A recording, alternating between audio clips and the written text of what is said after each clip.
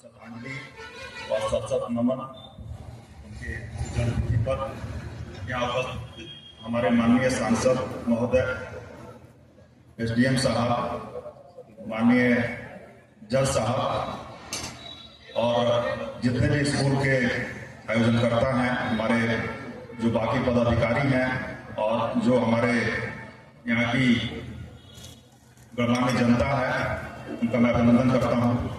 और खास करके नवोदय विद्यालय के उन बच्चों का जो कि आज के इस थोड़ी सर्द मौसम में भी उन्होंने बार बार आकर अपना प्रोग्राम पेश किया और शायद एक कार्यक्रम 1 घंटा पहले ही समाप्त हो जाता, लेकिन उन लोगों ने इसको जीवंत बनाए रखा और हम लोग इंतजार करते रहे माननीय सांसद महोदय के आगमन का।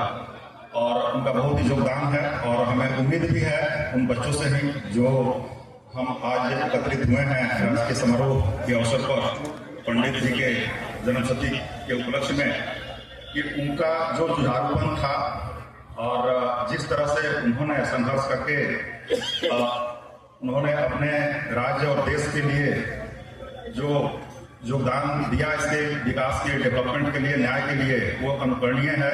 और हम सब तो हैं ही, ज्यादा उम्मीद हमको उन बच्चों से है जो कि वो सीख ले सके। मुझे बहुत खुशी हो रही है आज शाहबाद की इस धरती पे दूसरी बार पंडित जी के जन्मशती राजकीय समारोह में उपस्थित होने पे। शाहबाद की धरती जैसे आती है जहन में, हमें लगता है कि जब आजादी के समय से ही जो सबसे पहले नाम आता है 1857 का, जो सिपाही विद्रोह के जो हमारे नेता थे बाबू कुंवर सिंह, उसके बाद से बिंदुसरी दुबे जी भी स्वतंत्रता संग्राम के एक सिपाही थे और उन्होंने भारत छोड़ो आंदोलन में अपने प्रतिष्ठित जो उनका डिग्री था, जो उन्होंने इंजीनियरिंग की पढ़ाई कर रहे थे NIT से, जो कि एक अल्लाह मीटर रहा है हमारे वर्तमान मुख्यमंत्री साहब का भी, उन्होंने बिंदुसरी दुबे जी ने गांधी जी के आह्वान पर उन्होंने वो पढ़ाई छोड़ दिया और 1942 के आंदोलन में शामिल हो गए। तो ये हमें दिखाता है कि ये यहाँ की जो धरती है, जो शाहबाद की धरती है, बहुत ही यहाँ की जमीन, यहाँ की हवा, यहाँ की पानी बहुत ही उपजाऊ है और यहाँ से एक प्रतिभाएं और नेता और वैज्ञानिक पैदा हुए हैं, चाहे कला क्षेत्र हो, चाहे जहाँ पे भी क्षेत्र हो। उसमें नाम हम नहीं गिना सकते हैं, बहुत हैं। जो नाम अगर लेना चाहें तो हमारे वशिष्ठ नारायण सिंह हैं, हमारे जो लक्ष्मण साहब आती हैं और हमारे दुबे जी हैं और आज के समय में हमारे जज साहब भी हैं, जो कि ये दिखाता है कि इस धरती में बहुत ही प्रतिभा है, इसके मिट्टी में काफी उर्वरता है। तो हम कुछ सब कहना चाहेंगे पंडित जी के बारे में। बहुत सारी बातें बताई जा चुकी हैं। सबसे पहला जो हमारे जहन में बात आता है, गांधी जी को हम याद करते हैं बिहार के संदर्भ में कि उन्होंने नीलहे पर हो रहे अत्याचारों को मुक्ति दिलाई चंपारण सत्याग्रह के समय। उसी प्रकार से हमारे पंडित दुबे जी जो हैं, इन्होंने जो हमारे मजदूर थे, जो खास करके माइंस में काम करने वाले मजदूर थे, खदान मजदूर थे, उनको जो उन पे हो रहे थे शोषण, और खास करके जो प्राइवेट जो मैनेजर्स थे, जो ठेकेदार थे, उनका जो दोहन कर रहे थे, वो काफी मोटी राशि कमाते थे और उनको जो वेतन के रूप में, मजदूरी के रूप में बहुत ही कम, और कुछ भी उनके लिए सिक्योरिटी नहीं था। उतने कठिन परिस्थितियों में वो काम करते थे। बहुत सारे डिजीजेस के शिकार हो जाते थे, रेस्पिरेटरी डिजीजेस के शिकार हो जाते थे। कोई भी उनका इंश्योरेंस नहीं था, कोई भी उनका वर्किंग आवर फिक्स नहीं था। मजदूरी कितना बढ़ाया जाए इसका भी कोई रेगुलेशन नहीं था। उसको उन्होंने इसका मुद्दा उन्होंने लगातार उठाते रहा अपने लोकल लेवल पे, राज्य स्तर पे और राष्ट्रीय स्तर पे और अंतर्राष्ट्रीय स्तर पे भी वो गए थे, सेमिनार्स में भाग लिए थे और उन्हीं के लगातार प्रयासों के बदौलत ये संभव हो पाया कि इसका नेशनलाइजेशन, राष्ट्रीयकरण हुआ। हमारे जो ट्रेड यूनियन के हैं और उनके मजदूरी फिक्स की गई, उनके वर्किंग आवर्स फिक्स किए गए, उनका जो एक सामूहिक बीमा भी उनको लाया गया और मजदूरों के मृत्यु होने के बाद से अनुकंपा पर नौकरी का भी प्रावधान लाया गया। ये सिर्फ इसका श्रेय अगर जाता है तो हमारे पंडित बिंदुसरी दुबे जी का है और हम उनको बेझिझक अपने बिहार का, जो उस समय हमारा झारखंड भी था, मजदूर नेता के रूप में उनको याद किया जाता है, किया जाता रहेगा। तो हम एक दो चीज जो कहना चाहेंगे कि बिंदेश्वरी दुबे जी का भी जीवन इतना आसान नहीं था। वो एक किसान के बेटे थे, लेकिन वो पढ़ने में होशियार थे, प्रतिभाशाली थे, लेकिन जो बोला जाता है कि जो हम सभी लोग फेस करते हैं इतना आसान नहीं है अपने मुकाम को पाना। आपको हर जगह लड़ाई लड़नी पड़ती है, संघर्ष करना पड़ता है। तो वो चले गए, जैसा कि हमारे जज साहब ने बताया कि पटना चले गए। वहां से देखा कि गांव में उनकी खास कोई कदर नहीं है, समझ नहीं पाता उनकी प्रतिभा को। तो उस समय जो बेहतरीन स्कूल था सेंट माइकल था, वहां पर जाकर उन्होंने पढ़ाई किया। वहां पर फीस देने के लिए उन्होंने रात में ट्यूशन वगैरह किया और जाकर कुछ कारखानों में काम भी किया ताकि अपना ट्यूशन फी भर सके। फिर से वो साइंस कॉलेज और इंजीनियरिंग कॉलेज में भी उन्होंने पढ़ाई किया और साथ में अपना जो पॉलिटिकल जो उस समय चल रहा था, देश का जो हालात था, राष्ट्रीय आंदोलन चल रहा था हमारे ब्रिटिश हुकूमत के खिलाफ, उसके लिए भी वो काम करते रहे। जैसा कि बताया गया, जो हमारा 11 अगस्त 1942 को जो सेक्रेटारिएट के पास जो 7 हमारे जो युवक शहीद हुए थे, उसमें 8वां इनका नंबर था। लेकिन जब देखे अंग्रेजों ने कि जब 7 लोग मर गए हैं, तब उसके बाद से उन्होंने गोली मारना छोड़कर गिरफ्तारी शुरू किया और 8वां व्यक्ति हमारे पंडित बिंदेश्वरी दुबे जी थे। इनको गिरफ्तार कर लिया गया, जेल भेजा गया। बाद में जेल से वो मुक्त हुए और फिर उन्होंने आगे के अपनी करियर शुरुआत किया। और मूलतः उस समय जो बिहार हमारा यूनाइटेड बिहार था, उसमें झारखंड भी था, उनका साउथ बिहार में ही रहा। हजारीबाग और जो भी जो कोयलरी के जो क्षेत्र थे, उसमें वो एक मजदूर नेता के रूप में रहे।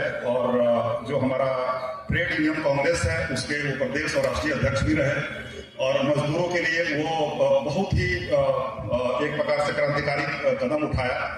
वो हमारे बिहार में भी बहुत सारे मंत्री के पद पे रहे, जिसमें वो शिक्षा मंत्री भी रहे, विज्ञान प्रौद्योगिकी मंत्री भी रहे, परिवहन मंत्री भी रहे, स्वास्थ्य मंत्री भी रहे। वो हर जगह कभी कभी उनकी आलोचना की जाती है कि राजनीति में बहुत सारे कंस्टेंट्स होते हैं, बहुत सारी उसमें चेक्स होते हैं और उनको उतनी लिबर्टी नहीं होती है। इसलिए कभी कभी उनको खुद अपने पार्टी के लोगों से लड़ना पड़ा न्याय दिलाने के लिए, जिसके चलते उनको कभी कभी उनका को भाजन भी बनना पड़ा। लेकिन उन्होंने जो है एक रिफॉर्मेटरी स्टेप लेने से कभी नहीं चुके। शिक्षा मंत्री के रूप में उन्होंने मैट्रिकुलेशन और दूसरे परीक्षाओं में कदाचार रोकने के लिए हिस्टोरिक कदम उठाया, जिसका परिणाम हम लोग आज तक देख रहे हैं। उसके बाद से उन्होंने सारे वाइस चांसलर को जो थे उनका पोस्ट IAS ऑफिसर्स के लिए कर दिया। उसका भी विरोध किया गया पार्टी के द्वारा और बाकी दूसरे लोगों के द्वारा।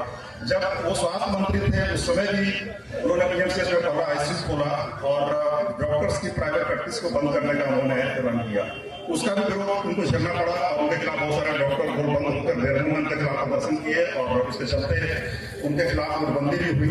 ये सब भी उनको झेलना पड़ा। कहीं भी राहें आसान नहीं होती हैं, चाहे वो राजनीति हो, चाहे वो प्रशासन का क्षेत्र हो, बिजनेस का क्षेत्र हो।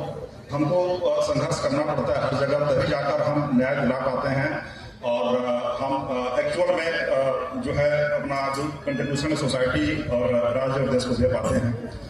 तो ये हम लोग यहाँ पर इकट्ठा होने का मतलब यह है कि हमको देखना होगा, सीखना होगा कि वो कभी हार नहीं माने और वो सदैव लड़ते रहे ताकि न्याय दिया जा सके, एक जस्ट एंड फेयर सोसाइटी बना जा सके।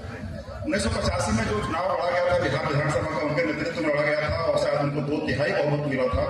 और वो जो उनका कार्यकाल था 1985 से 88 के बीच में, वो भी एक लैंडमार्क टेन्योर है पूरे बिहार के पॉलिटिकल हिस्ट्री में।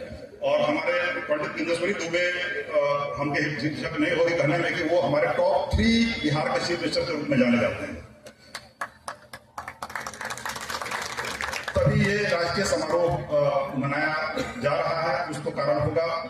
और इसमें जो सबसे पहला नाम श्री कृष्ण सिंह जी का लिया जाता है, उसके बाद से बिंदेश्वरी दुबे जी का नाम आता है, फिर वर्तमान में नीतीश जी का भी नाम लिया जाता है, जिन्होंने अपने पूरे ताकत के साथ और सबसे लड़ते हुए उन्होंने अपने जस्टिस को, डेवलपमेंट को इम्प्लीमेंट करने के लिए अपना दिलो जान से सब कुछ लगा दिया। जब वो बने थे, मैं तो पुलिस सेवा में हूँ, उन्होंने पुलिसिंग के लिए जब हमारे 85 में मुख्यमंत्री बने थे, उस समय भी हमारी स्थिति जो थी लॉ एंड ऑर्डर की बहुत अच्छी नहीं थी। उन्हीं के शासन काल के दौरान जो था हमारा ऑपरेशन ब्लैक पंथर लॉन्च हुआ था, जिसमें कि जो अपहरणकर्ता जो गिरोह थे, खास करके चंपारण के क्षेत्र में, उनके खिलाफ फिर से जो बहुत सारे माफिया थे उनके खिलाफ ऑपरेशन माफिया ट्रायल चला था, ऑपरेशन सिद्धार्थ भी चला था। तो इस तरह से उन्होंने बहुत लगाम लगाया। जो रंगदारी टैक्स होता था, ओवरलोडिंग बस स्टॉपिंग होता था, उसको उन्होंने रोका, जो कि बहुत ही चैलेंजिंग टास्क था उस समय, क्योंकि बहुत सारी गुटबंदियां होती थी। सबसे लड़के, अपने पार्टी के लोगों से, आलाकमान से लड़के उन्होंने इम्प्लीमेंट कराया। और उस समय जो बिहार की स्थिति थी, हमारी जो पर कैपिटा इनकम थी, उसमें बहुत ही लैगिंग था। बिहार बहुत ही बॉटम स्तर पर था। लेकिन उन 3 सालों के दौरान भी इन्होंने जो काम किया वो आज भी एक मिसाल के रूप में माना जाता है। उस समय उस टेन्योर में इन्होंने न सिर्फ पर कैपिटा इनकम बढ़ाया, बल्कि उन्होंने खाद्यान्न के उत्पादन में पंजाब और हरियाणा को भी छोड़ दिया। ये पीछे हमारा बिहार 1985-88 के दौरान। उसके बाद से जो और भी बहुत सारे उन्होंने किए, कोई दंगा फसाद नहीं हुआ। उसके बाद से फिर उन्होंने जो हमारा जो कैश डिपॉजिट रेशियो भी उस समय का जो था वो पूरे इंडिया में टॉप रैंकिंग में था। तो इस प्रकार से उनका टेन्योर बहुत सारे विघ्न बाधाओं, बहुत सारे कंस्ट्रेंट्स के बावजूद भी उन्होंने लड़ते झगड़ते जूझते हुए जो बेस्ट हो सकता था देने की कोशिश किया। और यही सीख हमें लेनी है और हम लोग लेंगे और हरदम उनको याद करेंगे। और उनके इस विचारों से सीमित संसाधनों में भी रहते हुए अपना बेस्ट देने के लिए जो उनका ललक था, जो उनके अंदर जो भावना थी, उसी को जिंदा रखने के लिए सब इकट्ठा हुए हैं और हम लोग जिंदा रखेंगे। सब नमन करते हैं।